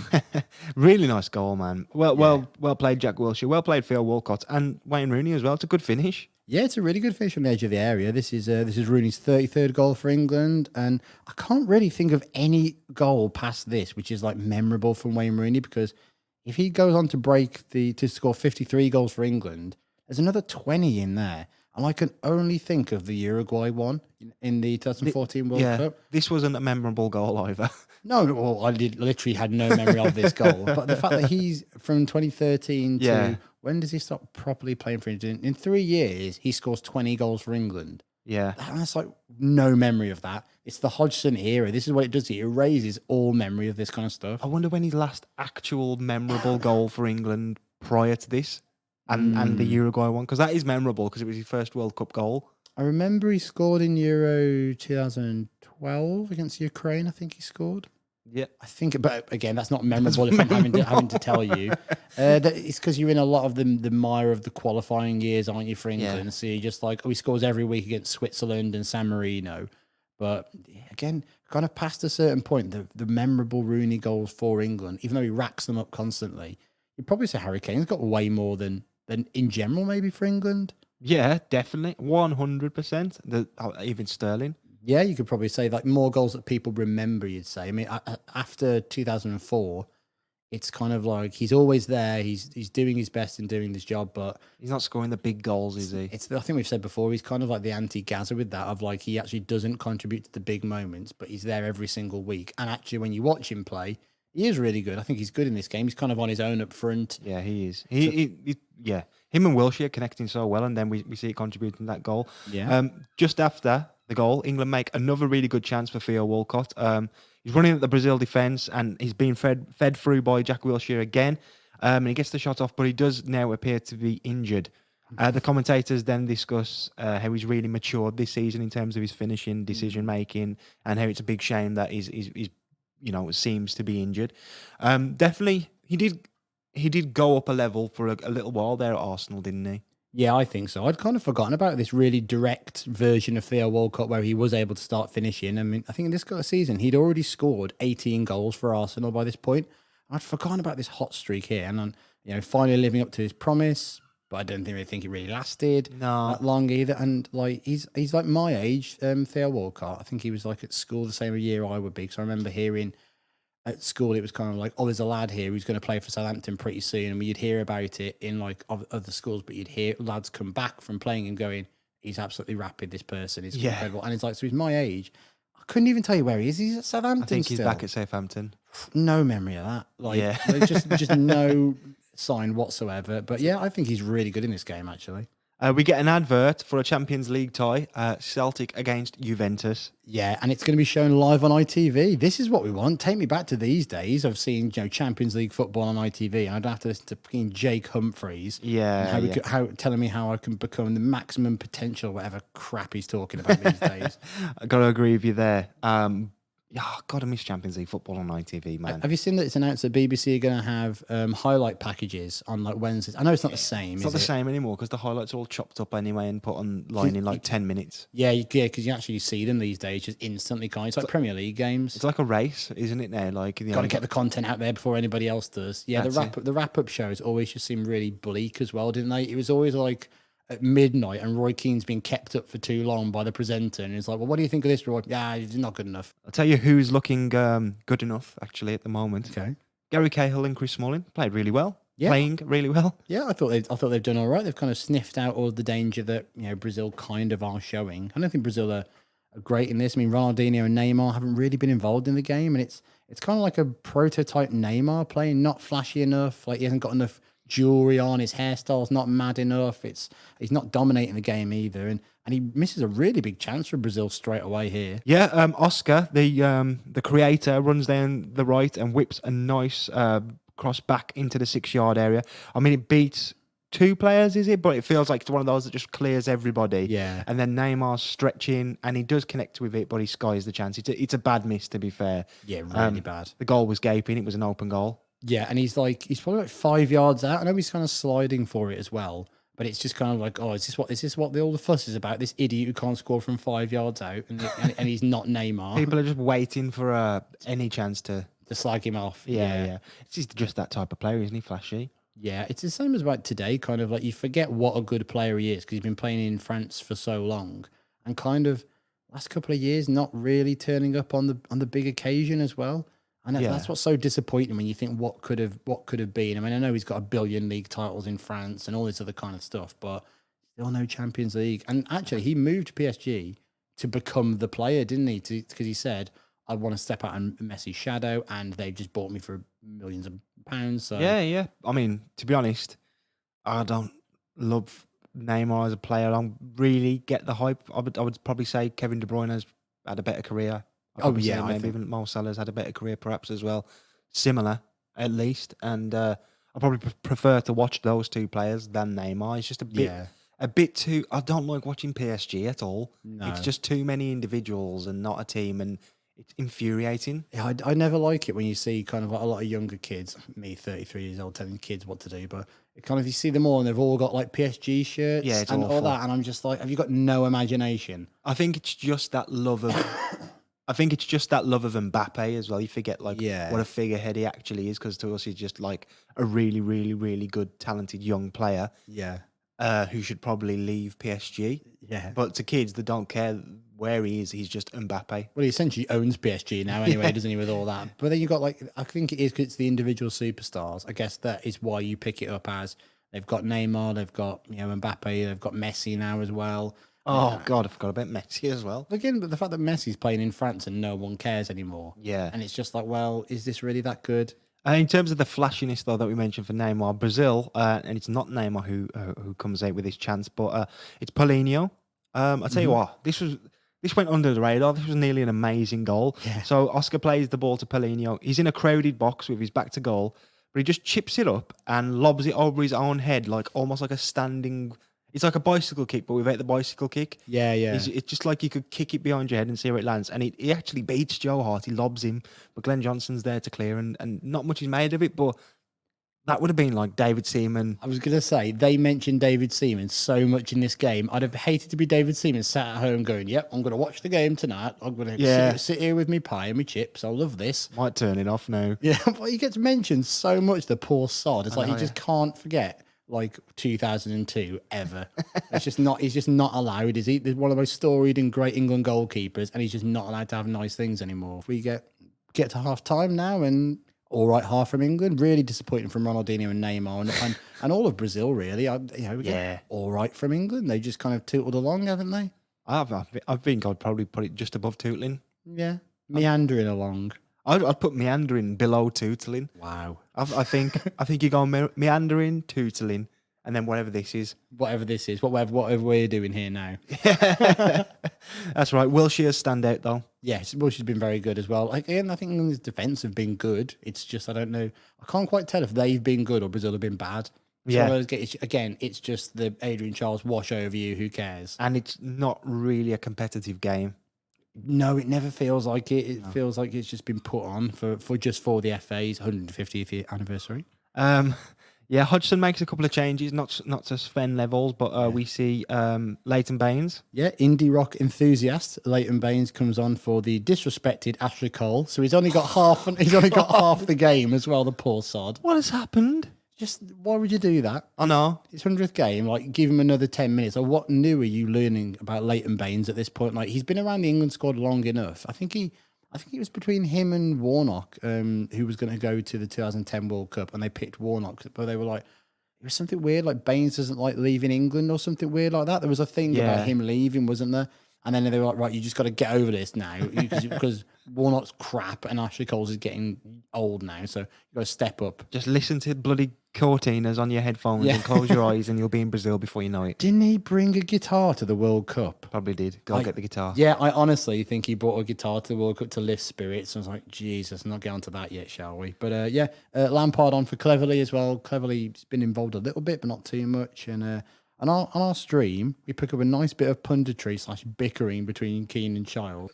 I think we're led to believe that Sir Alex has had a word with Roy Hodgson and said, look, a couple of big games coming up for us. Don't play the whole I game. think Alex Ferguson has words with all the managers at international level, says, don't get my lads on for 90 minutes type of thing. But yeah, I think Cleverley might have an injury, but you wouldn't have thought Wayne Rooney would be on for the 90 minutes or Danny Welbeck. And Roy Hodgson has to be fair to the club. It is a friendly match, and Man United some big games coming up. All right, but on the other hand, does it operate in reverse? Before England go to San Marino and Montenegro, will Roy Hodgson be ringing Sir Alex and somebody's going to take it easy, will you? It completely doesn't work the other way around. In fact, the Premier League managers have the say, and I'm sure there has been some, because it's a friendly. And the fact is, all the subs on the bench want to get on because they're playing Brazil at Wembley. You want to get on, you want to play and say, I played against Brazil, but you want to win the game. Let's go back to our commentary team. Andy Townsend and Clive Tilsley. Yeah. Heated debate. I know my heart rate went up a little bit when I heard Charles say that Sir Alex had a word with Hodgson about his players, and Roy Keane dives in there as well, just like, well, he talks to all the managers, doesn't he? He's stamping his authority as the man in the know for Ferguson knowledge and content. Yeah. It's like, look, you don't have a clue about the bloke, okay? Yeah. Well, it's the fact that even now Keane's just like, he was a good manager. Yeah. He had good players. That was the good thing about him. Like, he'll still put Clough above Ferguson, even though he was only under Clough for like 2 years, and one of those years Clough got relegated. That minor altercation there, as you say, kind of it doesn't go off the boil completely, but that would be clipped today and put on Instagram. You've got to see this heated debate. Heated rant. Yeah. Rant between Keane v. Childs. That's what it is. Brazil make a couple Childs. Brazil make some changes too. Aruka. Nope. Aruka. I had no idea who that is. He's on. And a pre-Spurs Lucas Moura. Maybe pre-PSG as well, probably. I think they may say, Lucas Moura of PSG, because this was the era of this incredibly exciting player who's mega quick, like coming on. And the much maligned in the future striker Fred is on. Yeah, old Fredgy, yeah. Ronaldinho is one of the ones to make way. Yeah, disappointing. I really was kind of hoping that I'd be glued to watching him, but it's just not happened, is it? It gives it everything such a soccer aid feel when he's on. Yeah, it does actually, because he's not the shape that he used to be either. I think he's emphatically like not his former self. He's a shape. He's essence of Ronaldinho.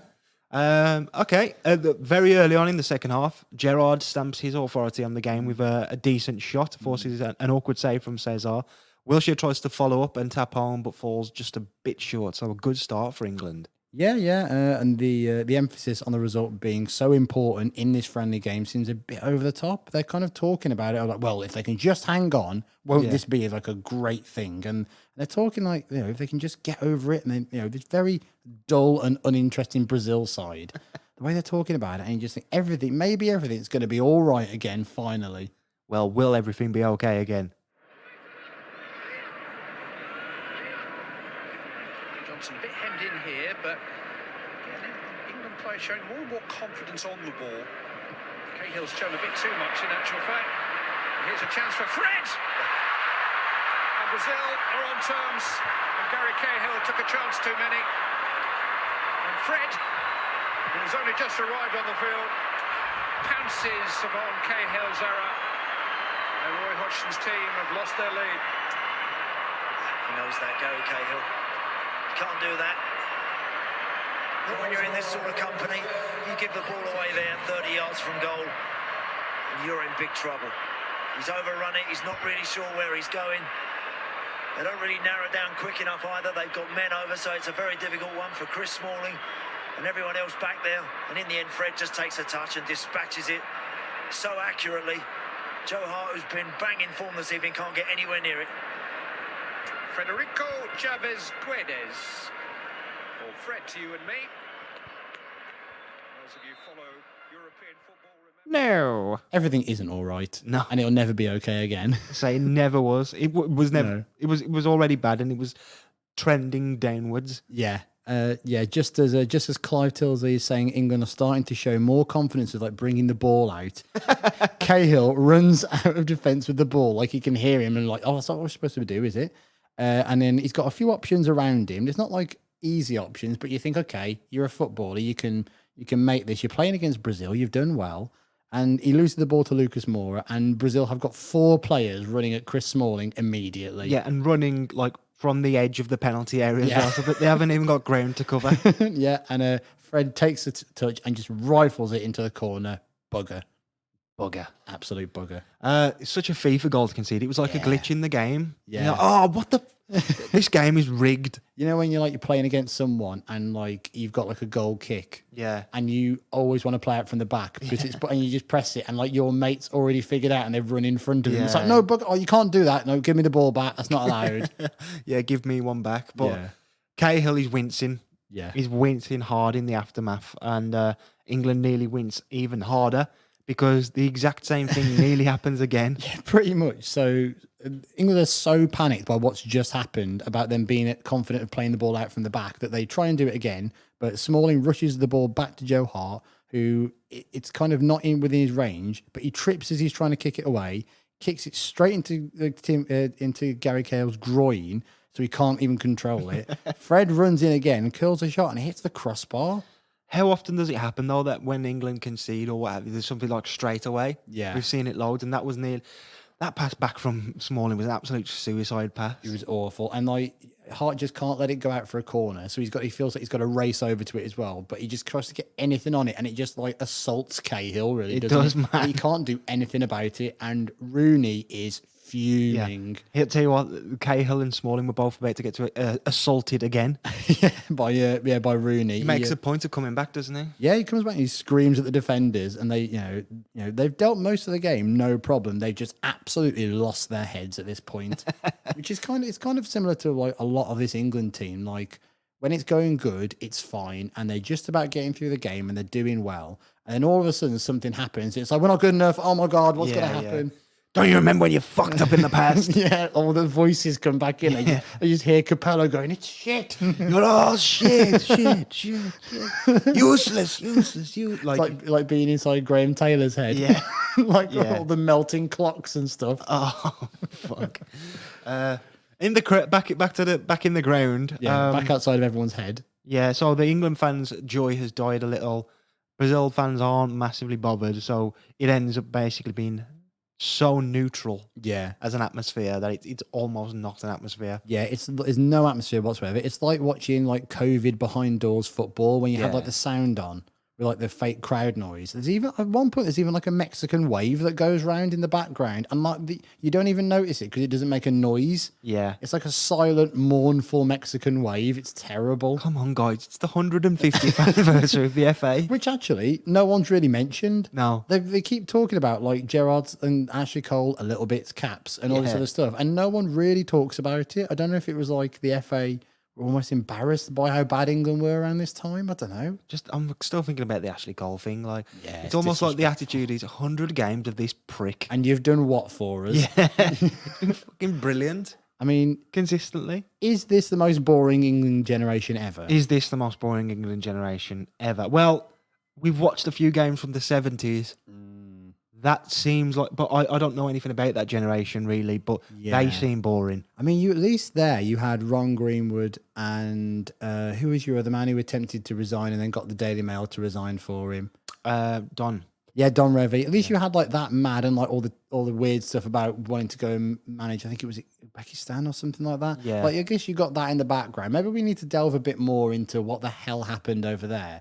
But this is like we lived this. Yeah. And I've got no memory of it. This is my 20s.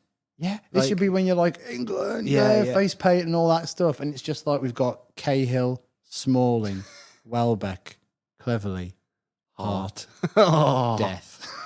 I think it's not helped by the fact that you've got Steven Gerrard absolutely flat with zero influence, really. Yeah.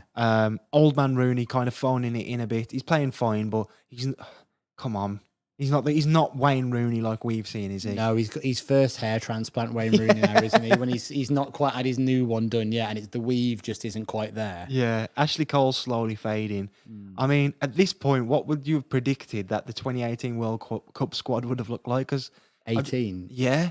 I don't know what kind of going beyond this World Cup and then the next one of like who the hell's going to be around when these guys are gone. Yeah, because you're kind of already looking past these because nobody ever thought Welbeck and Cleverley and that were gonna, set the world alight. I don't think there were. Maybe Raheem Sterling was a player that you'd think, oh, he'll be like around by the time the next World Cup, but there wasn't even that much. So it's a boring generation with seemingly no hope for the future as well. And we kind of know how the story ends as well. That's why you look at it even worse, where you kind of like, look, in all seriousness, Cahill, Smalling, all these guys, fine professional footballers, have got really good careers for themselves. But the fact that like England go to this next World Cup, and I'm pretty sure the back four is Glenn Johnson, Phil Jagielka, Cahill, and Leighton Baines. Yeah. I mean, that is such like a backup England, like if we were covering a game and that was the back four, you go, well, this is weird, isn't it? Yeah. Like, where all these idiots come from?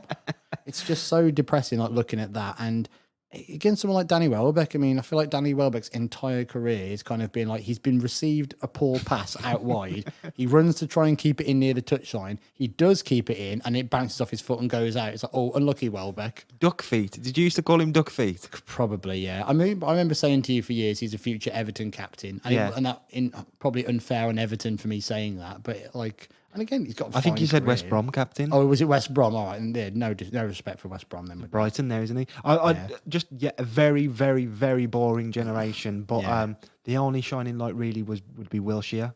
At this point, definitely, he's the one where you kind of go. The other guys are steady players. Yeah. This is the interesting one. This is the guy, and it's kind of before you realise how big a character Raheem Sterling's going to be in the team. And also, I think one good thing, maybe just to balance it out, is it did feel like there was less of a prick atmosphere around the squad. I'd agree with that. Yeah, there's less dickheads around this point, isn't there? Is that who we lost though to get rid of that? Like Rio's not. No, well, John Terry's gone. John Terry's gone. Sol Campbell's a bit of a dickhead at times, but I don't think he was ever a problem in the dressing room. Like he would never like divide a dressing room, but I guess Fernand's probably a bit of a divisive character at times because he was always seen as very flash and everything. Terry being like a player that not a lot of people have got fond memories of if you're not a Chelsea fan or whatever. Yeah. I don't think Gerrard was ever seen as a prick or Lampard, but maybe they were kind of personalities and seen as an issue because I mean. That Lampard's on at this point in the game as well, and he's playing with Steven Gerrard in midfield. We're still doing it in 2013 at this point as well. We just can't help ourselves. Let's have a look back at the action. Clive Tilsley lists the centre backs England have a choice of at the minute. Well, not necessarily looking back at the action. Then we're just looking back. But he mentions that what we got to draw from is Jolyon Lescott, Chris Smalling, Gary Cahill, Phil Jagielka, and Phil Jones. And Phil Jones has got shingles. This is why he's not playing in the game. I mean, this is classic Jonesing, isn't it? This is amazing. I'm pretty sure he plays in a couple of days in midfield for Man United in the Bernabeu as well. And it's like, this was the time when Phil Jones was seen as like, if we keep him fit, he's going to be the big player. I mean, we mentioned Ferguson retiring. In his retirement speech, one of the things he said was Phil Jones could be Man United's greatest ever player. I mean, clearly mental now looking back and saying that, but it wasn't without kind of a thought of, well, that's not totally stupid. No. They'd signed him so young, and he'd made such a good start, and it just seemed like in that position he could get like 500 appearances, or I don't know, whatever, like a gig's amount of appearances if he stayed fit. Yeah. And it just never happened. And always played well. He'd come in and always would do well for England and Man United and play in a different position. He'd be centre back one week, right back, hold a midfielder. You thought, God, he can do everything, this bloke. And then reality kind of hits you. And it's the same with a lot of these players. You kind of go, well, maybe they could do something or them, but they just kind of have these really professional careers. Professionals, in a way you can say it, really. We've got a consummate professional on the pitch in Frank Lampard, who gets the ball just outside the area. Milner being ready. Walcott back on the ball. And again beats Adriano. This time Dante cuts out the cross. Lucky, maybe mix it. Rooney's got it back. Lampard! England back in front.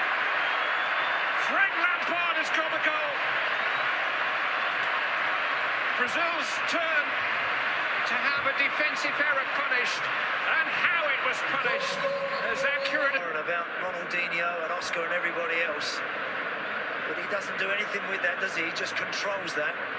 Hasn't really got the time to get it out from under his feet. He's just got to adapt. And he does it so well, so beautifully and so accurately. And the goalkeeper, Julio Cesar, has been terrific once more tonight. Can't get near it. And he scores. Yes, Lampard, we're 2-1. We're back in it. Let's get a bit of energy about this now, finally. Can't be bothered to be excited about this. Oh, my God. A nice goal? Yeah, I think so. Walcott's been giving Adriano an absolute rinsing down that side, hasn't he? There's times where England are just going, get the ball out wide, and just get it to Walcott to try and run at Adriano, because every time he's like standing him up near the edge of the area on the right-hand side, and he's just got the beating of him every time. Yeah. He knocks the ball past him once, leaving him for dead. The cross is blocked and it's blazed over by Gerrard. And then like a minute later, the exact same thing happens again. His cross is blocked and a Brazilian looks to try and bring it out of defence, a la England. But Rooney kind of pounces on it and, as Brazil are dawdling on it, kind of nips it off to Lampard. And it's a really nice kind of like scooped finish inside the post. It's a lovely goal. It is a lovely goal. Well done, Lamps. I mean, he looks miserable. He does, doesn't he? Like he doesn't want to be there. His celebration is not that of a man who just put England 2-1 up against Brazil. No, it looks like he cannot be asked to be there. Just like, oh man, Chelsea, that big game's coming up, isn't it? This is like a training exercise for me almost. Roy's happy though. He gets a hug from, I don't know who the guy is, but he looks a bit like Neil Warnock. I'm imagining it wasn't Neil Warnock. Ray Lewington, maybe? Maybe Ray Lewington, I think. Maybe. England are 2-1 up against Brazil. Hey, if you listen to the commentary, this is like the most important game England have ever played. I mean, in the background as well, and all the excitement of this, Gary Neville's there talking to James Milner, giving him some instruction before coming on. Yeah, Gary Neville was part of he basically talked himself into a job here. Yeah, it felt like he was a big part of the setup. Didn't he go to Valencia from England? I think so. Yeah, I can't remember if he was still part of Hodgson's backroom staff by the time that they went out to the Euros in 2016. I want to say. Let's have a look. Because when he went, I think everybody left after the Hodgson era, didn't they? But he'd essentially talked himself into a job by being the best pundit on earth, and because it was a year before Carragher was a thing, and a lot of other good pundits, you were stuck with like your Souness's and.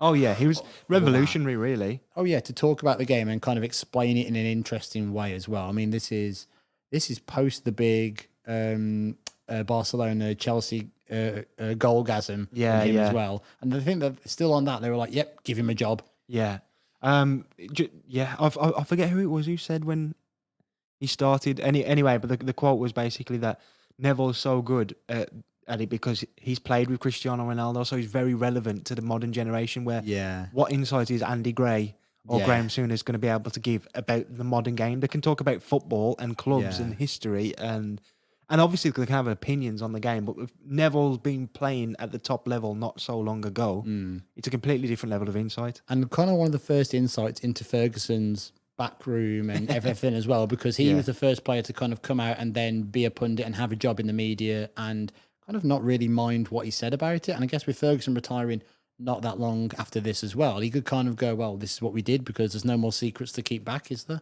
Absolutely. Let's get back to the game. Leighton Baines is whipping in a nice few crosses. England can't make the most of it. What do you want to say? In the midst of a no reward for a golden cap tonight, by the time the World Cup comes around, Ashley Cole isn't even in the World Cup squad. Are we not praising England enough? I know you said you're interested in the game as waned, and believe me, mine has as well.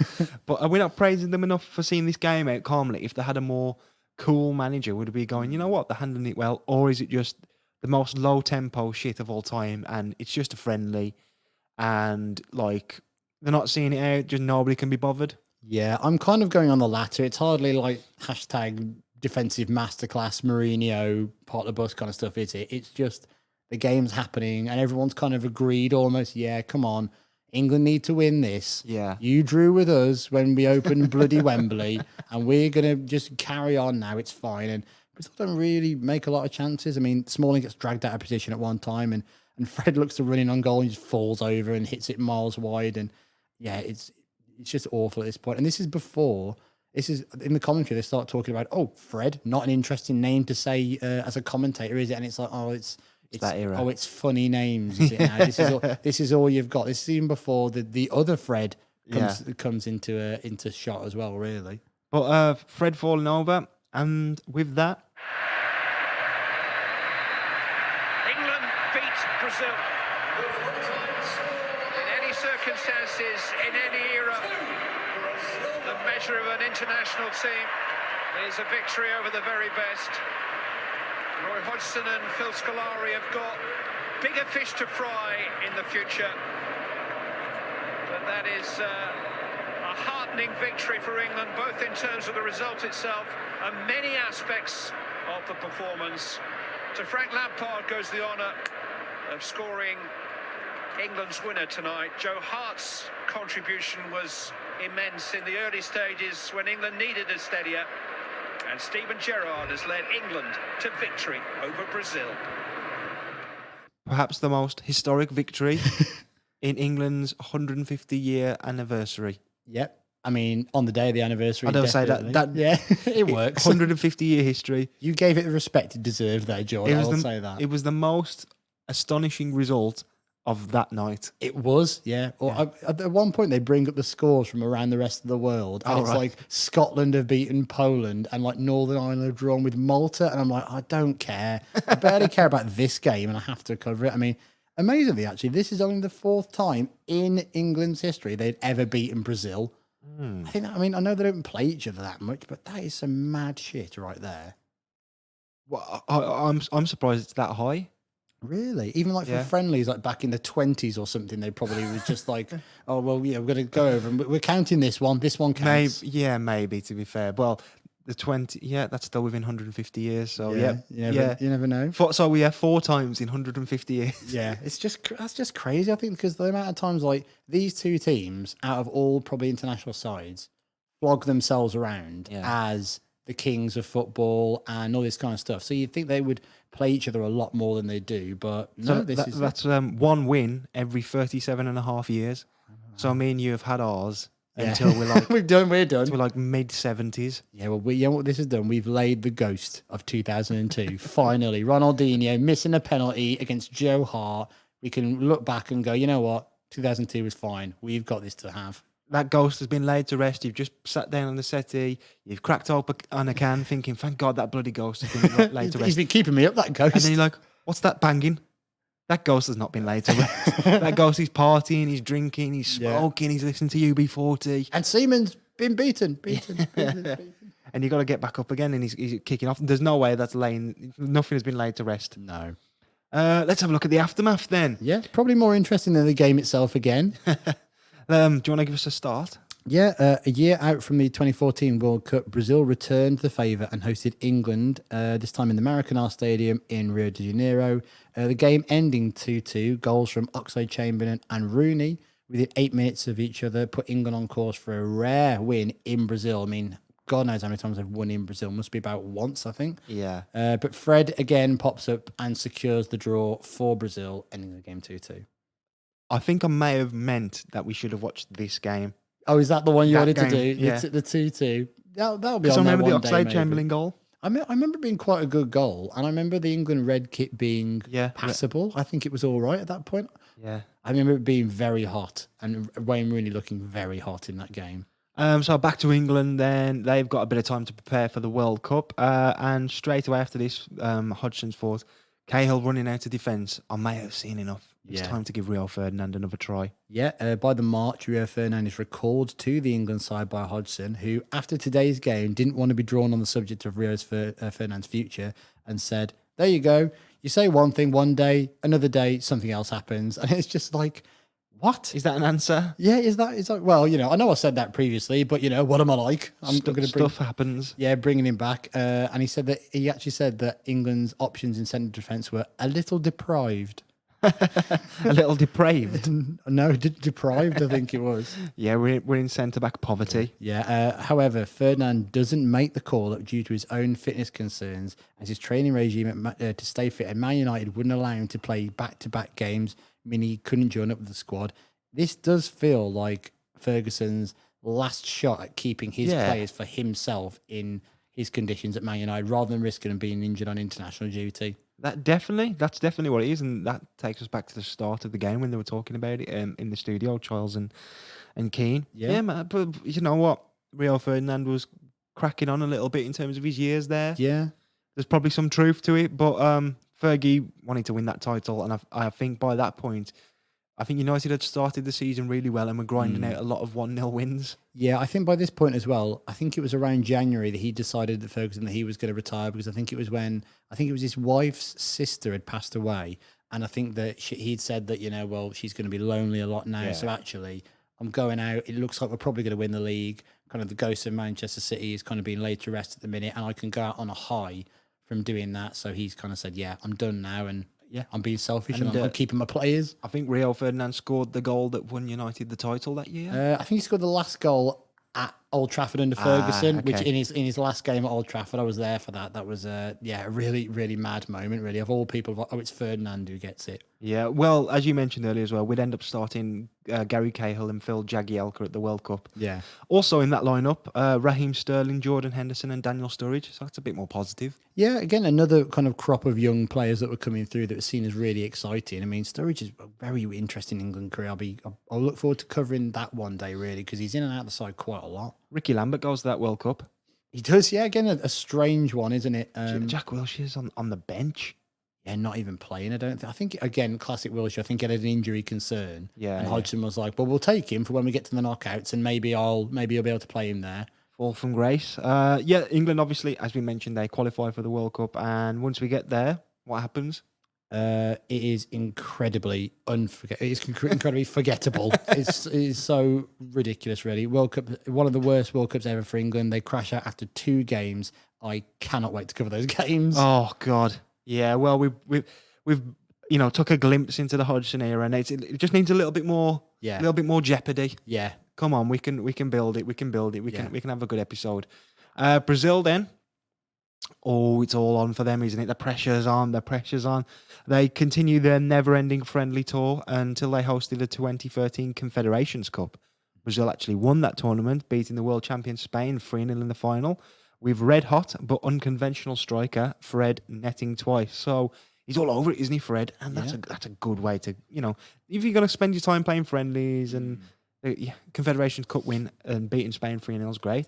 Yeah, definitely. And you look at like Fred as well. He was seen as the guy who was that. Well, he just gets the job done. He does a good role for the team. Kind of like Heskey we did under Capello. Yeah, it's kind of seen as well. He's unconventional and he's a bit different, but for international side, he fits the team exactly.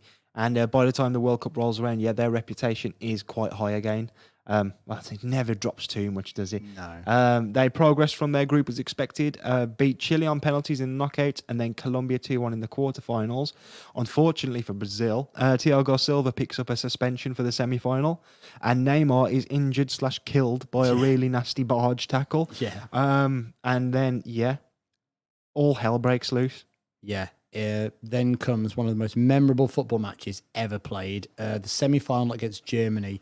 Without Silva and Neymar, their teammates held up a shirt with Neymar's name on it to support their injured colleague, who would indeed play again and wasn't dead, kind of contradictory to the tears the teammates showed in the anthem. A mental decision. Such an odd display of emotion, and almost like, they've worked themselves into a shoot. Yeah. To use wrestling terminology. They've set it up without even knowing.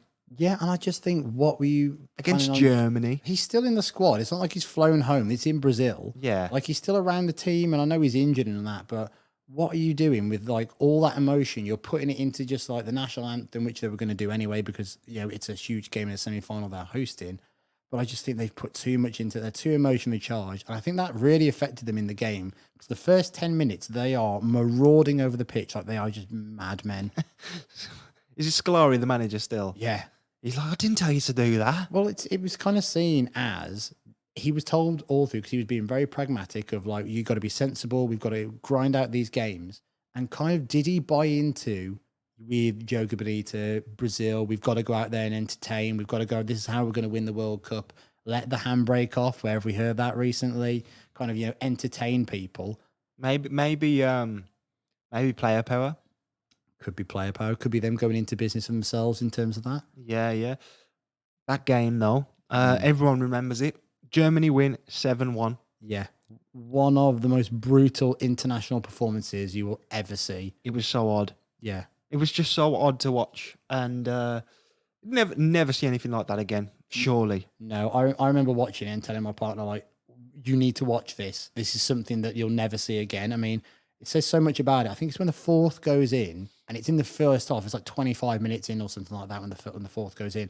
Tony Cruz is like walking away with his hands on his face. Yeah. Almost like apologetically, almost laughing.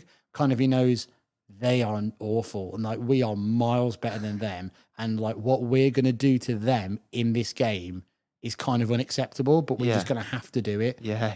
I mean, the game is summed up best probably by Fred's heat map. In this game. Quite a famous one, isn't he? Yeah, it is red hot in the centre circle because he's been taking the kickoffs. I think he's got one touch maybe in like near the penalty area, and then everything else looks like he's receiving the ball from the back four, or he's just on the right wing for some reason, or just walking off to because it's the end of the half. Yeah, probably and full time.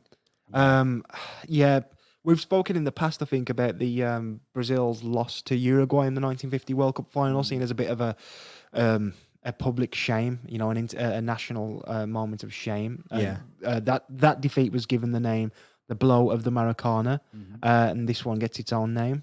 The Agony of Mineiro. Yeah, which is it's amazing that the 7-1 loss in a home World Cup in a semi-final isn't seen as probably your worst thing you've ever done, and it's more losing at home in a World Cup final to another South American team, and it's still kind of like in Brazilian folklore to be very scared of Uruguay. Yeah, no matter who they are, it's just kind of like the ultimate baddie that are going to come in. They won't want a World Cup in Brazil again for a bit, will they? Well, immediately again, we want another one. Give us another shot at it. Just Uruguay aren't allowed to qualify, or Germany. I think that's pretty much everything to cover. Listener, it's been a bit low key today. It's been fun. It's been fun. I've really enjoyed it. I've enjoyed it. I didn't enjoy watching the game much. No. But there's a lot of interesting stuff to talk about around this era of England. It's just not the most exciting. I think you've got to really stretch your brain and remember it, though. And it's like, I remember that film I watched that year. What was that? What happened in that in the end? And you kind of go, I did enjoy that, actually. It's not as dull as I remember. Was this England? I don't think it is. I think, again, because my mind's just been blanked by this era. I mean, winning a pointless friendly, pretty England, but doing it in such like a nothing manner. It's like they just like, just skip the game. You know, if you're playing Football Manager or FIFA, you just go, just sim that one. Yeah, this was England for me, but it was Soccer Aid England. Yeah, that's exactly what it is, isn't it? It's Soccer Aid. Loving Angels instead, baby. Robbie Williams just gonna come on. Big Bobby Williams. gonna put a quick 15 in at the back for Ashley Cole. Slap him. Get off. Get off. Give me that cap. I'm selling that. Right then, listener, thank you very much. If you want to get in touch with the show, you can email us at isthisenglandpod@gmail.com. You can also find us on social media at isthis_England. That's on Twitter and Instagram. Thank you very much for listening. We'll be back soon. Take care. Thank you.